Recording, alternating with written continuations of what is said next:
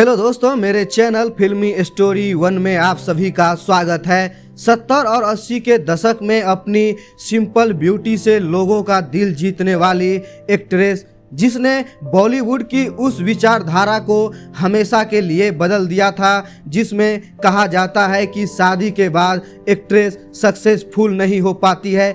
एक ऐसी ही अभिनेत्री थी जिन्हें अपने एक्सप्रेशन दिखाने के लिए नकली चीज़ों की ज़रूरत नहीं पड़ती थी।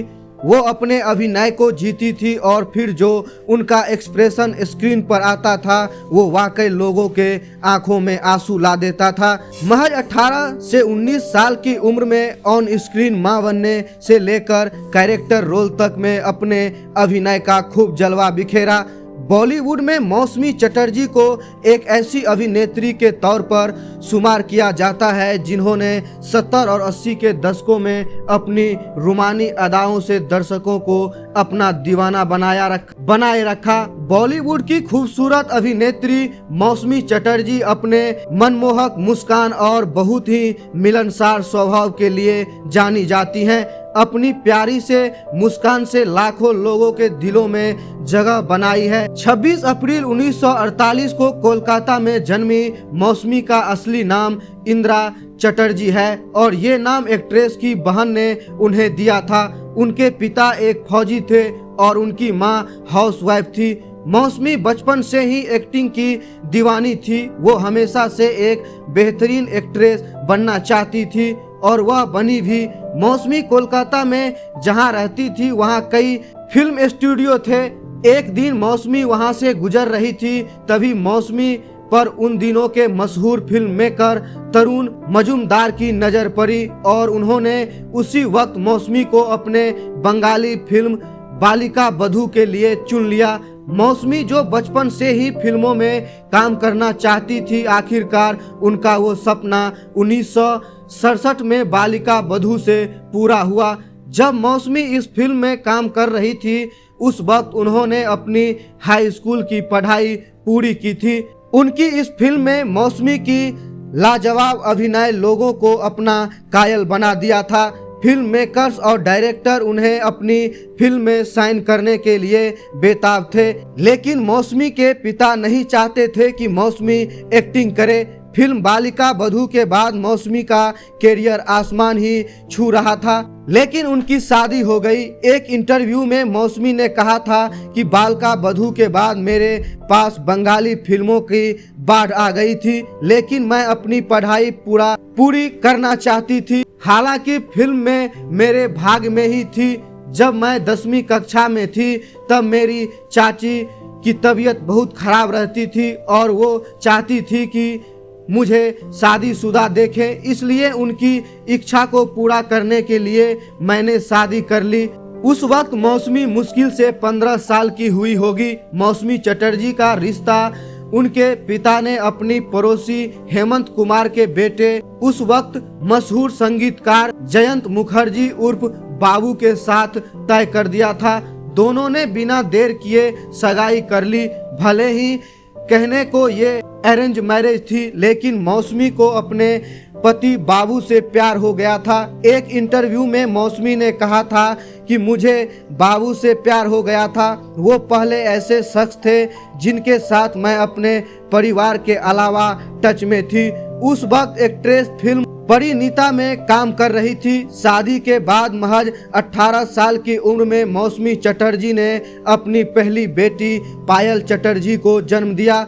मौसमी ने उस वक्त अपने कैरियर की ऊंचाई को छुआ ही था कि उनकी गोद में नन्ही पायल आ गई। कई लोग मौसमी के डूबते कैरियर का दोष कम उम्र में ही उनके बच्चों के जन्म को देते हैं। इस बारे में जब हिंदुस्तान टाइम्स ने मौसमी से पूछा था तब एक्ट्रेस ने जवाब देते हुए कहा था, कुछ लोग मुझे कहते हैं कि शुरुआती कैरियर में बच्चों को होने की वजह से मेरा कैरियर डूब गया और यह मेरा कैरियर मिस्टेक था, लेकिन मैं यह नहीं मानती हूँ।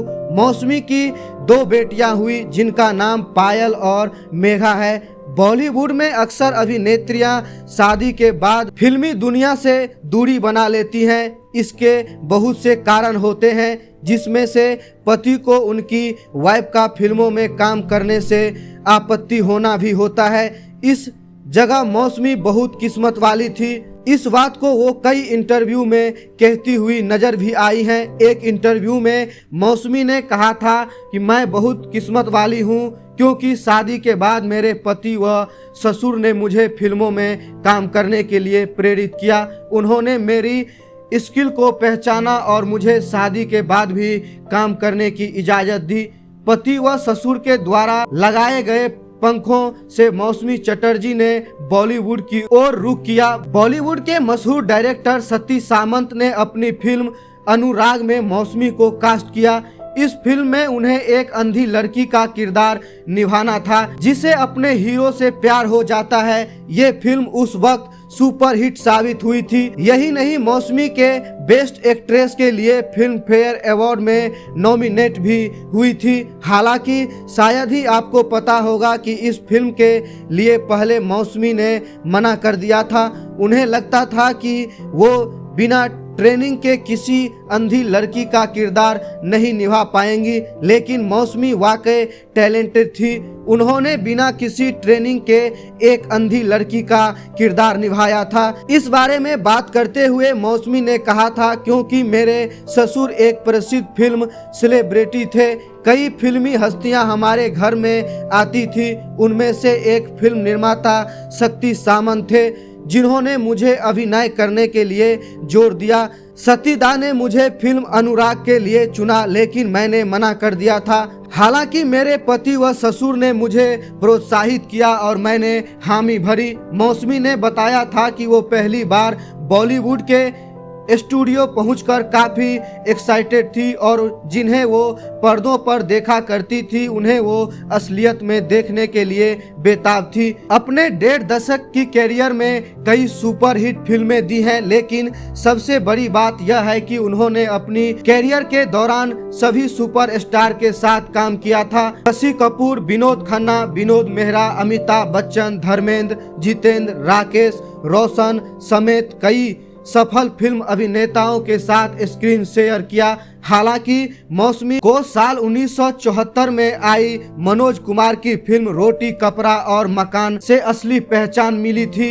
इस फिल्म के लिए उन्हें best supporting actress film fair award से नवाजा गया था। सुपर हिट फिल्मों में काम किया। मौसमी चटर्जी ने उस वक्त सबसे ज्यादा एक्टर विनोद मेहरा के साथ काम किया था।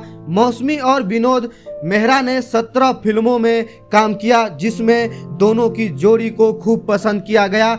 हिंदी फिल्मों में अपनी टैलेंट का जलवा दिखाने के बाद मौसमी ने मराठी फिल्मों में भी काम किया, लेकिन धीरे धीरे मौसमी का कैरियर डूबने लगा और साल 1985 के बाद उन्हें फिल्मों में सपोर्टिंग रोल मिलने लगे। उन्होंने वतन के रखवाले, आग ही आग और घायल जैसी कई फिल्मों में सहायक भूमिकाएं भी निभाई, जिसमें भी उन्होंने अच्छी पहचान मिली। अपनी फिल्मी कैरियर में लाजवाब अभिनय करने वाली मौसमी को साल 2015 में फिल्म फेयर की तरफ से लाइफ टाइम अचीवमेंट अवार्ड भी मिल चुका है। मौसमी चटर्जी अपने दोनों बेटियों से बेहद प्यार करती थी। उनकी बड़ी बेटी पायल एग्जीक्यूटिव थी। पायल ने साल 2010 में बिजनेसमैन डिकी सिन्हा के साथ शादी की थी। ये उनकी लव मैरिज थी, लेकिन पायल का कहना था कि डिकी संग शादी करके उन्होंने बहुत बड़ी गलती की थी। पायल लंबे समय तक बीमार थी, जिसके बाद दिसंबर 2019 में उनका निधन हो गया था।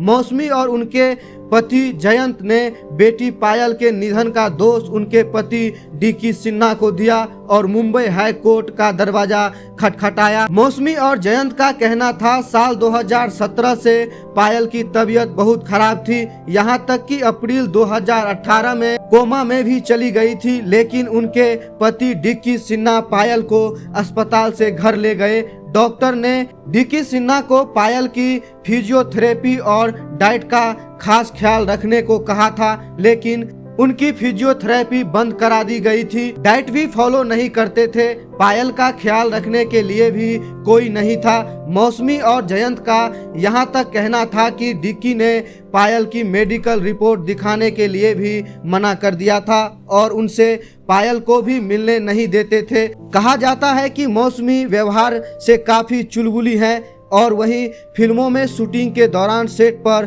काफ़ी टेंशन फ्री कर देती थी। मौसमी पहली ऐसी अभिनेत्री रही हैं जिनका किसी भी स्टार के साथ कोई अफेयर नहीं रहा और न ही कोई खबरें आई। हालांकि यह व्यवहार से टॉम बॉस होने के नाते उनकी अभिनेताओं से अच्छी दोस्ती रही है, लेकिन वो अपने को स्टार से फ्लर्ट जरूर किया करती थी। मौसमी और उनके पति जयंत मुखर्जी को जब काफी समय तक एक दूसरे के साथ नहीं देखा गया तो लोगों के बीच कयास लगाए जाने लगे कि मौसमी और उनके पति बाबू यानी जयंत की एक दूसरे से अलग रहने लगे हैं। हालांकि हिंदुस्तान टाइम्स संग बातचीत के दौरान मौसमी ने इन सभी अफवाहों को खारिज कर दिया था। जब इंटरव्यू में मौसमी को उनके पति से अलग होने वाला सवाल पूछा गया तो मौसमी ने कहा था कि क्या तुमसे किसने कहा? मेरे बच्चे तुम मीडिया में घूम रहे हो, एक सस्ते कहानी के शिकार हो गए हो। इसके बाद मौसमी तुरंत अपने पति को फोन मिलाकर उनसे बात करवाती है और सुनिश्चित करवाती है कि दोनों अभी भी साथ ही रहते हैं। कैसा लगा आपको मौसमी चटर्जी के बारे में हमारा ये बनाया गया वीडियो और उनके बारे में ये जानकारी? हमें आप कमेंट करके जरूर बता सकते हैं। वीडियो को लाइक और चैनल को सब्सक्राइब कर सकते हैं।